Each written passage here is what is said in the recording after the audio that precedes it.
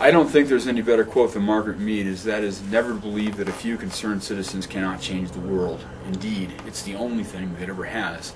Colorado is likely to be the state that makes the determination in the presidential election, depending on how a couple of the others go. And it's certainly been on a trend towards this, turning to a completely progressive slate of candidates in an election ever since 2004, when they turned over the majority of the state Senate and the state House of Representatives.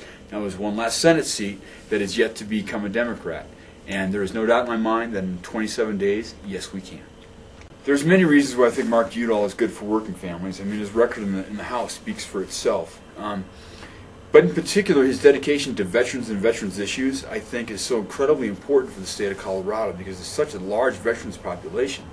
And there's not a lot of people who are really aware of the partisan nature of many of those veterans issues being supported. A lot of people believe that the conservatives or the so-called, well, the Republicans are the friends of the vets. But if you take a look at the voting records, it's actually just the opposite.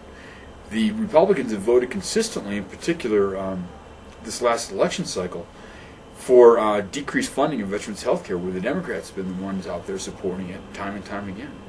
Well, first of all, there's been 23 states, I believe, that have passed right-to-work legislation in the United States. I was born and raised in one of the first states that happened to, in Idaho. And as a result of that Idaho right-to-work legislation, the real wages in Idaho, along with the union disappearing, have just crashed through the bottom. And there is no longer any kind of a workable living wage in any of these states that have passed this legislation.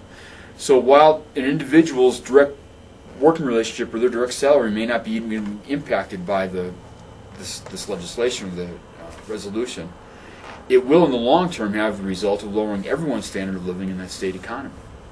Well, I think Barack Obama represents the kind of candidate that I didn't think was possible to be running for office. I think most of us hope for the best of the least, or the least of the worst, I think, in our elected leaders. But I think Obama is really, from the very beginning in his work as a community organizer, has understood that the power of democracy starts with the people.